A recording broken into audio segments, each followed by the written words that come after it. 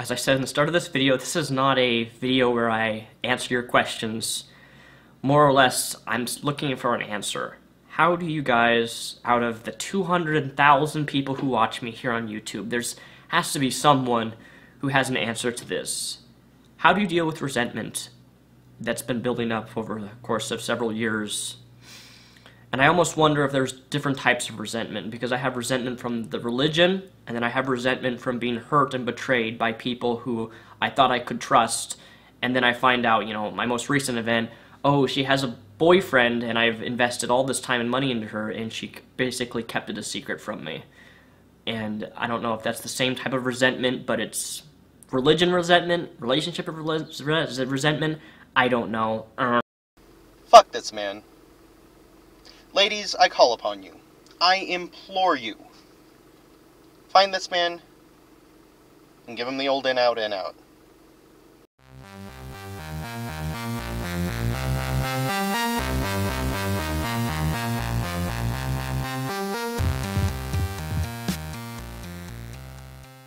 He's cute. He's well-groomed. He thinks. He reads. He has thoughts about the world and the state of it. He is sensitive. He's available. Go, seek this man out. Be nice to him. Now as for you, MrRepzion, or Daniel, if I may be so bold, how to deal with resentment. Resentment is, well, it's natural. It's something that we deal with. It's our way of, it's a necessary part of healing from a psychological trauma, right? It's a natural part of that. It's just kind of what we do. Now, I don't know if you've been abused, or if you've had, or what kind that you're talking about, but it sounds like that's a real possibility, so I'm going to go ahead and explore that. Right? If you get mugged, right? Let's say you get your kneecap split. You get clubbed in the knees, right? Your leg is dislocated. You're gonna seek medical attention, right? Too many victims of abuse try to deal with it themselves, essentially. They try to, they don't seek help, because they feel like that would somehow be accepting defeat, or being a pussy. Well, it's not the case. It really isn't. I mean, if you've suffered trauma, sure, your body is going to have to heal.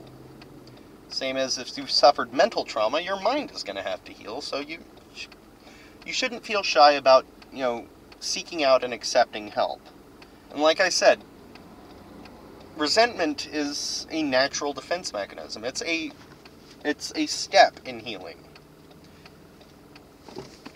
You just gotta make sure that, just like you should make sure that a broken bone doesn't knit weird. It doesn't, deform your leg whenever it, fuses itself.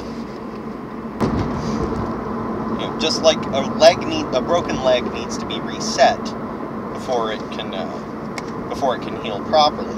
And it can heal in the wrong ways. It can heal in a deformed way. And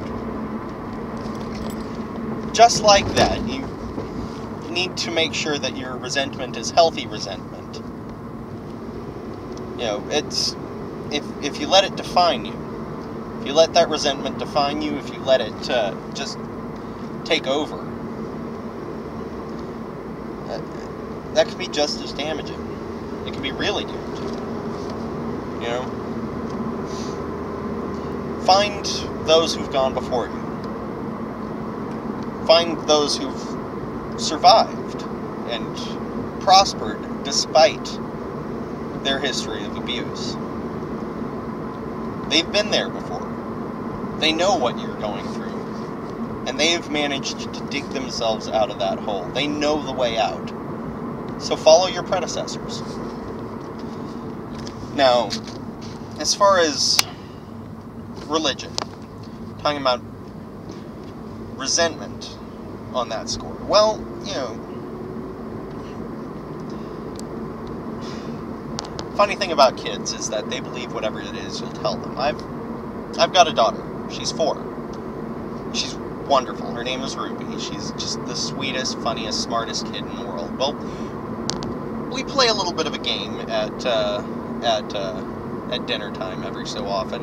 I'll be, let's say that I'm, like just the other night, I was making frozen pizzas, and I got her a cheese pizza because it's her favorite, right? Well, I tell her, "Hey Ruby, we're having pizza. Look," and I start taking them out of the boxes, and I start setting the frozen pizzas on the counter to, you know, while the oven preheats.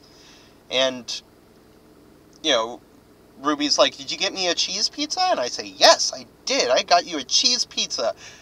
And then I'll tell her, "And I put pickles and mushrooms and onions on it, just like you like it." And she, of course, flips out because she hates mushrooms and pickles and onions, right? And she knows, she makes it very clear that she does not like those things. And, you know, I say, "Yeah, see, it's a mushroom, pickle, and onion pizza."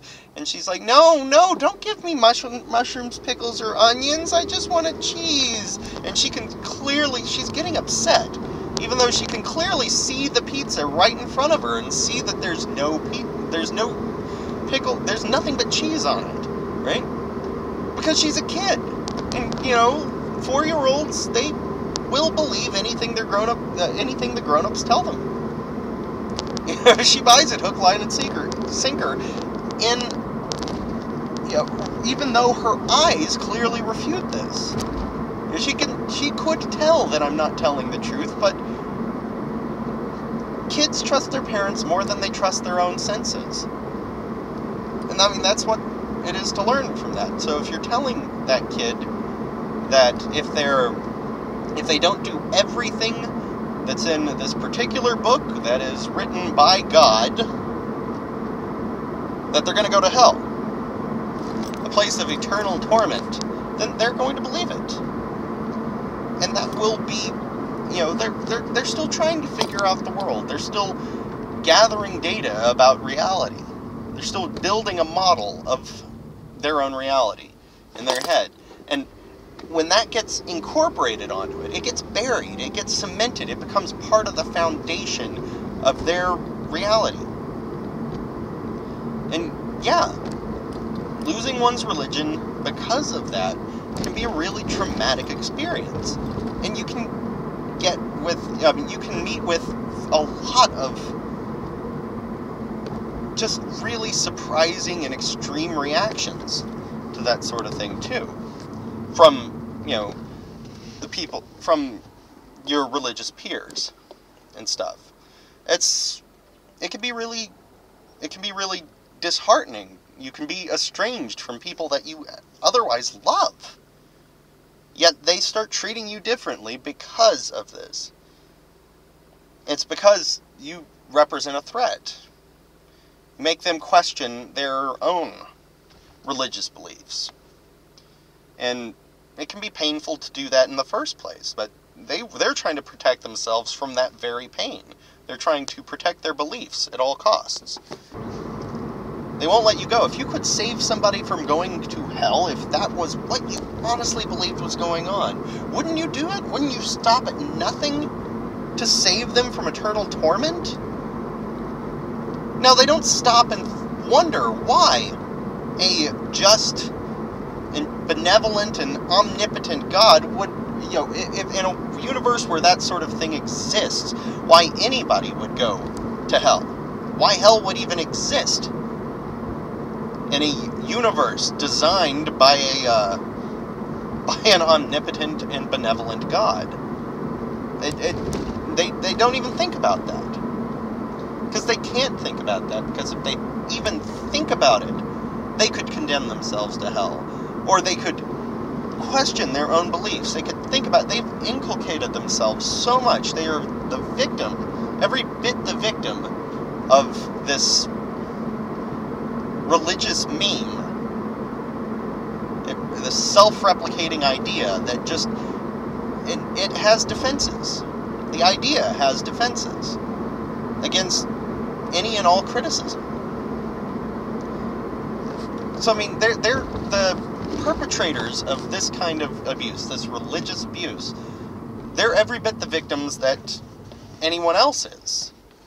The ones who are perpetrating the abuse, they're only perpetrating it because it was perpetrated on them. So it is a cycle, and it needs to be broken. So, but the resentment is, again, natural. Just don't let it rule you. Okay? As for relationships, I'm afraid I just can't help you there. There's a very fine line between being too available and being too guarded, and I can't help you walk it. And that's just something that you've got to figure out. And that line will be in a different place with every person. Just try to make these trust decisions rationally. Do your very best, and it is not going to be perfect. You are not going to have a completely non-biased Bayesian approach to this sort of thing. You could try to implement something like that, but it's really not going to work very well. So, just, stay strong. It's okay to cry. It's okay to feel resentment as long as it doesn't consume you. And follow the footsteps of those who've gone before you. Alright. Well, anyway, I will see you later, Daniel-san, and I hope you get to feeling better. You really are awesome, and I'm sorry if I've sent my lone female subscriber off if my lone female subscriber is now stalking you. I'm really sorry. I apologize. Anyway, James out.